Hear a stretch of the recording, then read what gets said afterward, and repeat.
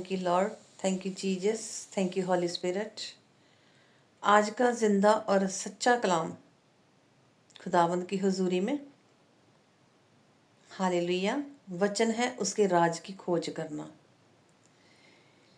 Hallelujah. तो लोगों के जीवन में जो कर्जे हैं, गरीबी है, बीमारी है, बांझपन है, बड़ी प्रेयर रिक्वेस्ट आती हैं। हालेलुया। तो वचन एक चाबी है। हालेलुया। तो जब खुदावंद हमें ये वचन देता है तो वचन हमने हर एक चाबी के साथ खोलना है, उसके राज की खोज करनी है। जब हमारा खुदावंद इस ज़मीन के ऊपर आया तो उसने हमारे गुनाहों को अपने ऊपर लिया। हमारी जो बीमारियां थीं, हम लाचार थे, गूंगे बोलते थे, लंगड़े चलते थे, अंधे देखते थे, रोगी शिफा पाते थे और मुर्दे जलाए जाते थे। हालेलुया। हर एक तरह का खुदावंद ने हमारे पाप को, गुनाहों को मिटाया। तो ये एक राज है जो बाइबल में लिखा हुआ है। अगर हम इसको पकड़ते हैं वचनों को, तो एक एक वचन की चाबी है इस कलाम में लिखी हुई। बीमारी को भी हम मिटा सकते हैं खुदावंद के वचन से। हालेलुया। हमारे पास बीमारी कोई नहीं रह सकती। हालेलुया। गरीबी नहीं रह सकती, क्योंकि खुदावंद कहता है मैं राजाओं का राजा और बादशाहों का बादशाह हूँ। तो हमें मांगने की ज़रूरत कोई नहीं है। एक राजा का बेटा अगर बेटी महल में रहते होंगे तो अपने बाप के साथ पास जाकर वो चीज़ मांगेंगे तो कितनी शर्म की बात है ना। इसलिए वो राजकुमारों को मांगने की ज़रूरत कोई नहीं, सब कुछ उनके अंडर ही होता है। आज हम जो मांग रहे हैं, हमारे पास गरीबी है, बीमारियां हैं, मांगने के बाद भी हमें नहीं मिल रहा, क्योंकि हमारे गुनाह हमारे आगे आते हैं। लेकिन एक बात है कि खुदावंद जब इस ज़मीन के ऊपर आया तो उसने सारे हमारे गुनाह पाप अपने ऊपर ले लिए। हालेलुया।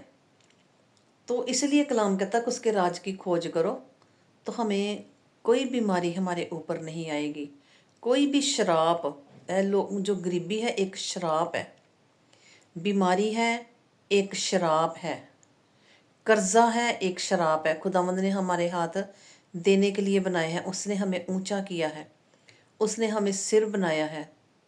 हालेलुया।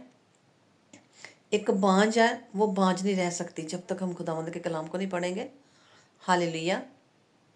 बांझ कभी भी नहीं बांझ रह सकती जब तक वो वचन में न जाए। वचन हम पढ़ेंगे तभी हम खुदावंद में जुड़ेंगे, तो खुदावंद सब कुछ हमें देगा। देखो अब्राहम को जाओ खुदावंद ने ब्लेस किया, वो तो उसने बोला तेरी नस्लों को ब्लेस किया हुआ।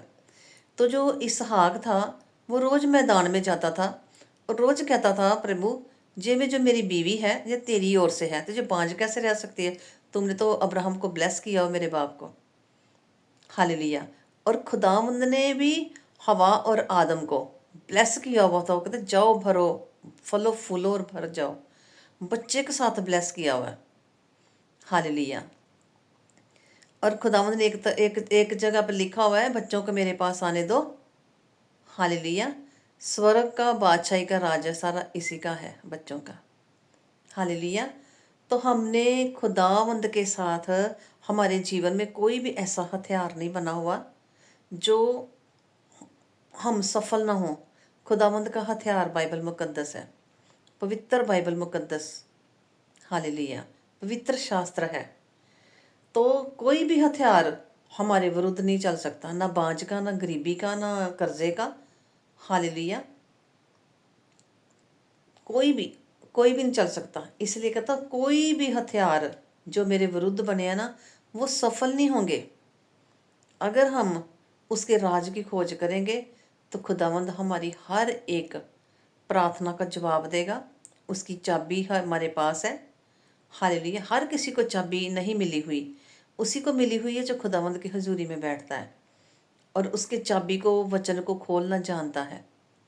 हालेलुया। बांझ एक, जब हम यशाया 54 में जाकर देखते हैं तो वो कहता कि मैं बाज को बच्चों वाली बनाऊंगा। ज़बूर 127 में भी लिखा हुआ 4 वचन में, हालेलुया, कि लड़के जो हैं, लड़के का जो फल है वो यहोवा की ओर से है। हालेलुया। 21-28 में ज़बूर में लिखा हुआ है कि उसके नाती पोते उसकी मेज के आसपास क्या करेंगे, खाएंगे पिएंगे। नाती पोतों को भी देखेगा वो इंसान। गरीबी उसके पास कभी रह नहीं सकती, बीमारी उनके पास कभी रह नहीं सकता। कर्जे वाले खुदावंद ने हाथ कभी नहीं बनाए। कर्जे वो लोग लेते हैं जिन लोगों के पास कलाम नहीं है, जो लोग खुदावंद के कलाम को इग्नोर करते हैं, सुनते हैं लेकिन उसके पीछे चलते नहीं है। इसलिए वचन को सुनना बहुत ज़रूरी है। हालेलुया। तो हमारे सारे विरोधी हमारे पीछे हट जाएंगे। विरोधी कौन है? हमारी लड़ाई मांस और लहू से नहीं है, हमारी लड़ाई वो शैतान के सारे अंधकार की शक्तियों से है। हालेलुया।